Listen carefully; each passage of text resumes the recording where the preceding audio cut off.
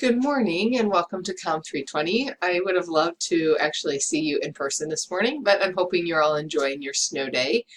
Because there's no school today, and I don't want us to get too far behind, I am going to kind of walk through what we would have done the first day of class by this video, and then hopefully we can jump right into the course then next Friday. So welcome and excited to have you. I absolutely love teaching this leadership course. It's my favorite, don't tell anyone, my favorite course to teach. And I hope that you really find it enjoyable as well and helpful for you as you continue in your nursing or healthcare program.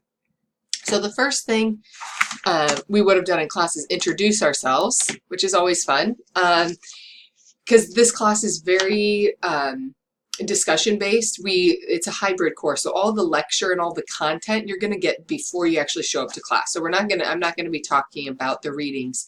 I'm going to have you in teams. It's a very team focused course. In your teams, in your groups, you will be discussing and applying the concepts that we learned. So I think it's important to get to know each other a little bit. So one thing that I have students do is what's called the Big Five. It's a personality test, and it kind of looks at 5 different areas of your personality. It's free to take and doesn't take very long. I will send out that live link in the email that I send to you, but you'll see you can also get here from this link here. And what I would like you to do is then save your results. You can screenshot them or write them down, because then instead of introducing yourself like you would have in class, I'm going to have you do a discussion post introduction and post that online over the weekend. And I'm going to ask you to share what your Big Five were. And other things, I'll also have you introduce yourself by telling us your name, where you're from, and what program you're in. Most of you are typically in the same nursing 340 cohort, but some students sometimes are just beyond that or right before it or from a different program. So please share that with me. And then I'd like to know, outside of school, where do you spend your time and energy? So are you working a lot? Do you have a family or family responsibilities? Are there social or volunteer activities that you like to do? That just helps me get a sense of who is in the class, and I can draw from those experiences throughout the course. And then lastly, I'd like you to tell me a leader that you admire and why. So this can be somebody personal that you know, or someone in the world of politics, in the world of entertainment, in the world of sports, a historical figure, a religious figure, anyone you want to choose. Just tell me who a leader is for you and why. So I'll have you do that just as a written discussion board, and then I'll ask everybody on your team to just read the other members of your team. Most teams are 3 or 4 people, so you'll read, or 4 or 5 people, so you'll read 3 or 4 other people's introductions. That way you'll know them a little bit when you get to class next week.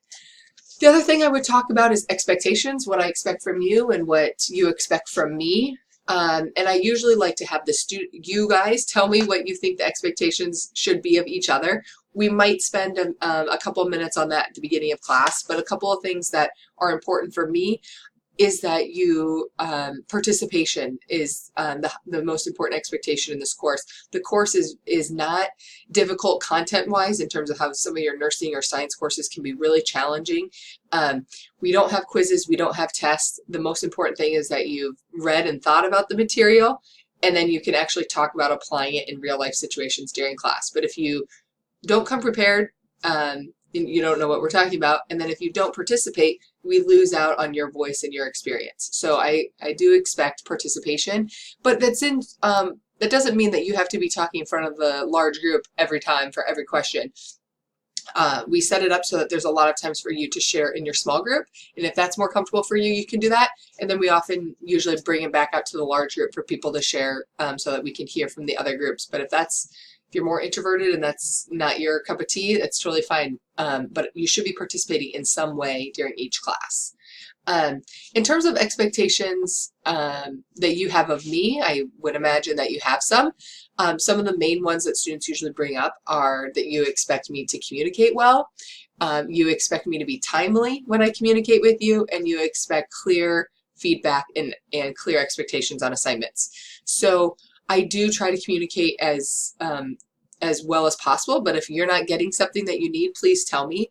email is the best way to get a hold of me, and I do live by getting back to people on email within 24 hours, except over the weekend. I do check over the weekend, but sometimes it might not be until later Sunday night. So, but if you send me an email during the week, I will get back to you as soon as possible, usually just within a couple of hours.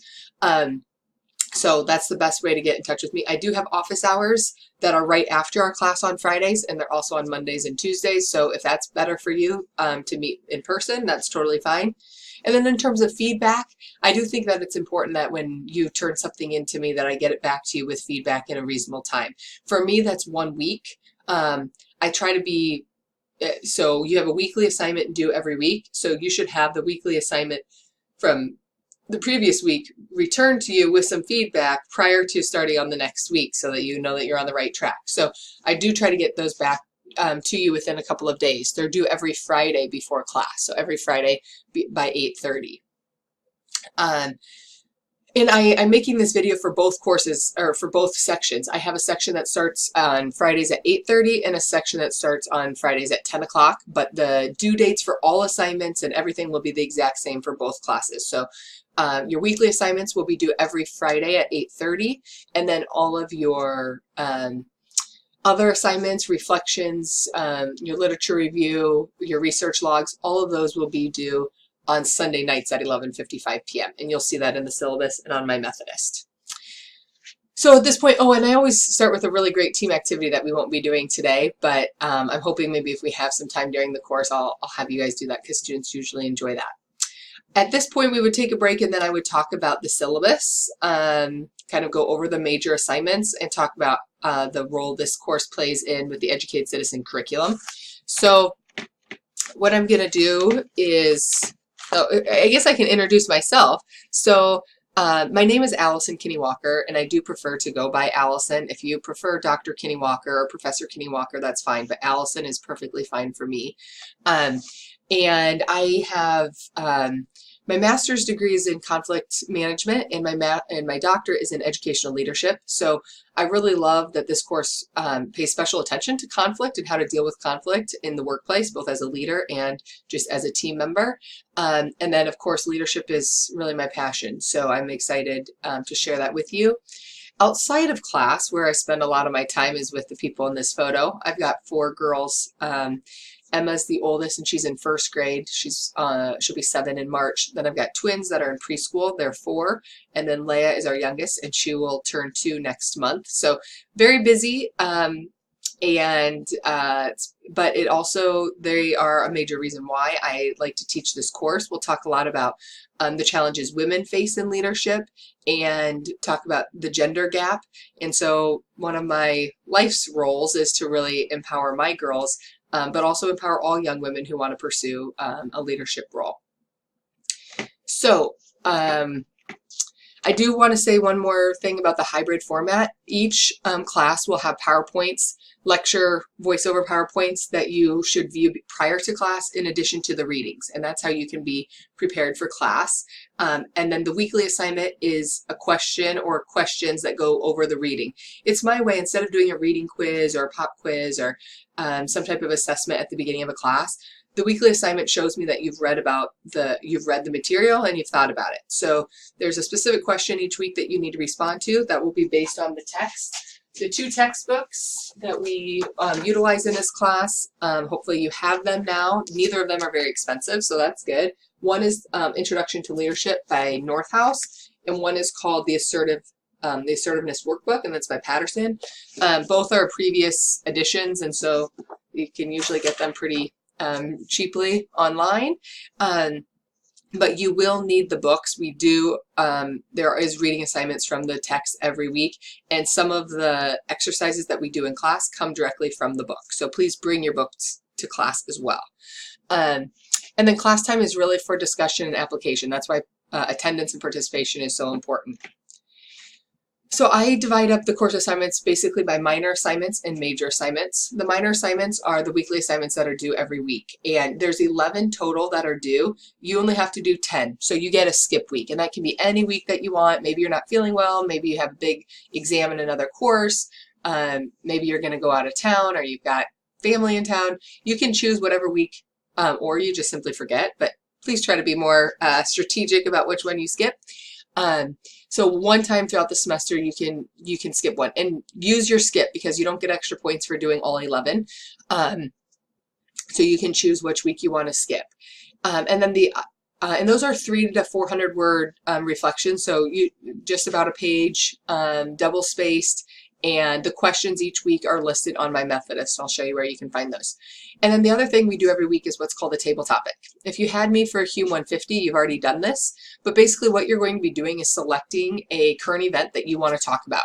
So one thing that's been on my mind this week is if anybody follows the Democratic debates and the nomination, there was news this week that Bernie Sanders told Elizabeth Warren a year ago that a woman couldn't win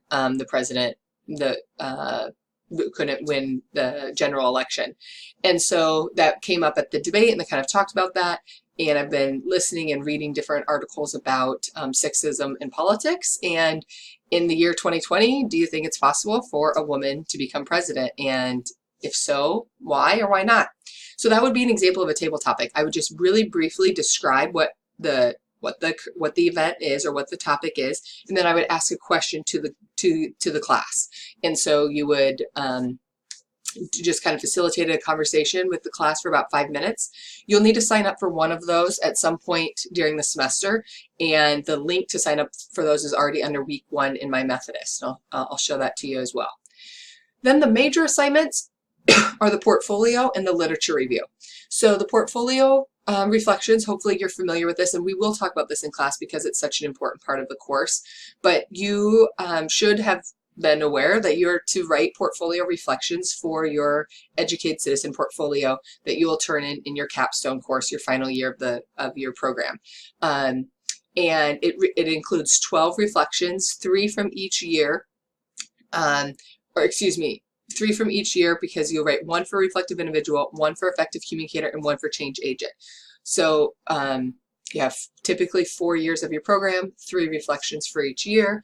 Hopefully you've written some of these already in your HUME 150 course or any other courses that have assigned a portfolio reflection. I know some nursing courses do, some other humanities courses do. You'll write all of your level 3 reflections in this class, and then you'll write all your level 4 reflections in your capstone course. So really it's just going back and making sure that you have levels 1 and level 2 done. This is kind of a check-in point. So I do require you to submit an up-to-date portfolio which has all 9. Like I said, you're already doing 3 for this course, so you'll need to find or write your first 6.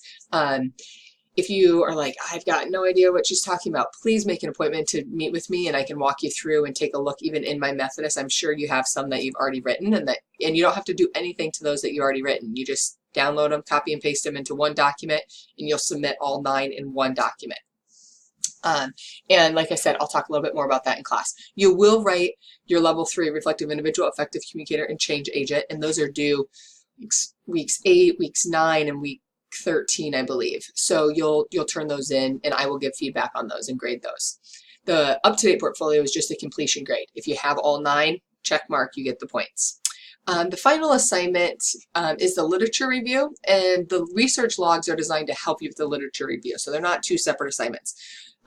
Basically, the literature review is a research paper. So you will decide on a research topic that relates to this course in some way. So you can look at different leadership styles in healthcare. You can look at burnout in nursing, stress levels in nursing, horizontal violence or bullying in nursing.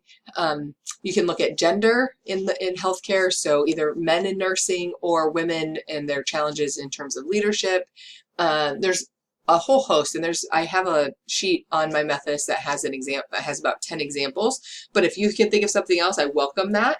And what you're going to be doing throughout the semester is 3 research logs. The first one is just telling what your topic is. One other thing you're going to do in the literature review is you're going to interview somebody about your topic. So that can be, it needs to be somebody in healthcare. So that can be somebody that you work with, your boss, a peer, a friend, but it cannot be a family member or an immediate family member. So I don't want you to interview your mom or your dad or your sister or brother. And then, so that's all you have to do for research log number 1. Research log number 2, then you're going to get some sources about your topic from the library databases. And then the third one is you're going to actually start the writing process, either an outline or give me your first page of your paper. Some people don't like to do the outline. So